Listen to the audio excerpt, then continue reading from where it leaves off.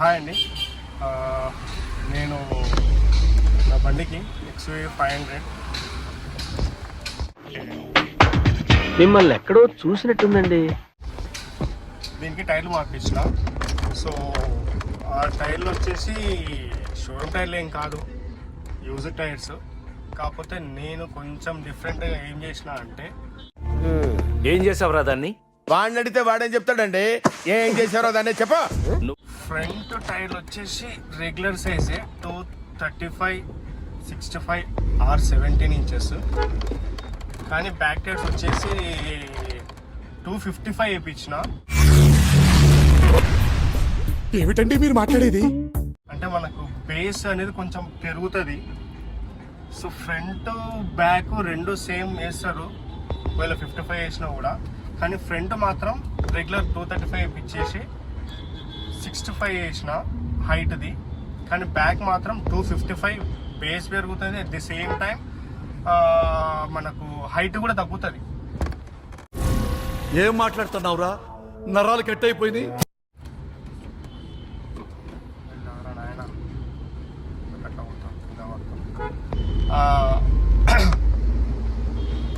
కానీ back look ఏమవుతుందంటే ఒక ఫార్చునర్కి ఉండే బేస్ కాబట్టి గ్రాండ్ లుక్ ఉంటుంది. టైర్ వల్లనే మనకు బండి అనేది కొంచెం మంచిగా దిట్టంగా కనిపిస్తుంది అనుకో. అది నేను అఫ్జల్గంజ్లో వేయించిన. మనోడు ఉండి ఏం కాదని వేయించుకో, మంచిగా వేసుకోండి, మంచిగా ఉంటుంది, బాగుంటుంది, ప్యాటర్న్ కూడా మంచిగా ఉంది అని అన్నాడు. కాకపోతే నేను వేయించింది ఏదంటే బ్రిడ్జ్ స్టోన్ ముందర వేయించిన, వెనక మాత్రం యోకోహామా వేయించిన. రెండు ప్యాటర్న్లు ఇంచుమించు సేమ్ ఉన్నాయి. కానీ టైర్ కూడా చాలా స్మూత్ మంచిగా ఉంది. మనకి ఏమవుతుంది అని అంటే దీనివల్ల బెనిఫిట్ ఏంటి అని అంటే బండి అనేది స్మూత్గా పోతుంది, స్ట్రైట్గా కాకుండా ఫ్లాట్గా ఉంటుంది టైర్. ఇది అంటే సన్నగా ఉంటేనేమో స్ట్రైట్ అన్నట్టు, ఫ్లాట్గా ఉంటేనేమో కొంచెం విడ్త్ ఎక్కువ ఉంటుంది కాబట్టి. సో దానివల్ల మనకి వెనక నుంచి వస్తుంటే వెనక వచ్చే వాళ్ళకు కొంచెం ఇట్లా కనిపిస్తుంది అన్నట్టు. బాగుంది బండి, స్మూత్గా అయితే బాగానే మంచిగా అనిపిస్తుంది.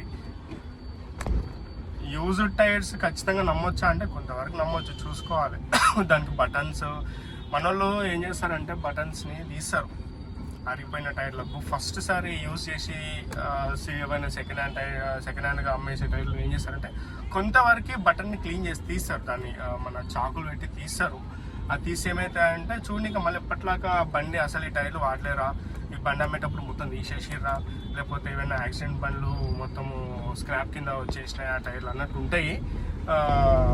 కానీ చూసుకొని తీసుకోవచ్చు. కానీ దానికి థ్రెడ్డింగ్ ఏవైతే ఉంటాయో లోపల బటన్ దగ్గర, ఆ బటన్ దగ్గర థ్రెడ్డింగ్ బయటికి రాకుండా ఉండాలి. అట్లా ఉంటే ఏం కాదు, తీసుకొని వాడుకుంటే మనకు మళ్ళీ దగ్గర ఎంతలైనా మినిమం 15,000 కిలోమీటర్స్ నుంచి మనము పెట్టే రేట్ని బట్టి ఉంటుంది. ఓసారి 40,000 కూడా తిరుగుతాయి సెకండ్ హ్యాండ్ యూజ్ టైర్స్. దాన్ని బట్టి రేట్లు కూడా అట్లే ఉంటాయి. కానీ నాకు మాత్రం కొంచెం బెటర్ రేట్లోనే వచ్చినాయి.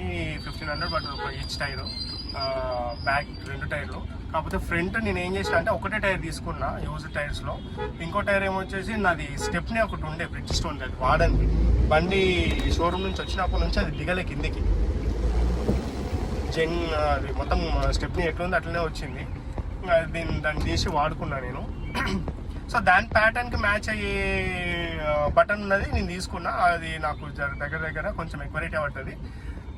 3,000 అన్నాడు, కానీ ఒక 2,000 చేంజ్ ఎంతో 2,600 ఎంతో ఇచ్చిండు లాస్ట్. అడగంగా ఇచ్చిండు. కాకపోతే ఇంకా సూస్టోళ్ళకి ఎట్లుంటుందంటే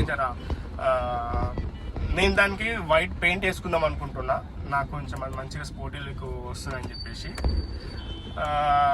ఇప్పుడు అది వేసుకుంటే ఏమవుతుందంటే బ్రిడ్జ్ స్టోన్ అని వచ్చేసి కనిపిస్తుంది, at the same time Yokohama అని చెప్పేసి కూడా అది కూడా కనిపిస్తుంది. అయినా సరే ఏం కాదు, మంచిగా ఉంటుంది.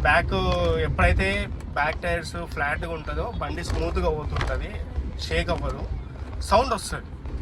మన ఏదైతే ఫార్చునర్ పోతున్నప్పుడు హైవే మీద ఒక 100 స్పీడ్లో పోతుంటే ఎట్లయితే శబ్దం వస్తుందో అట్లా శబ్దం వస్తుంది.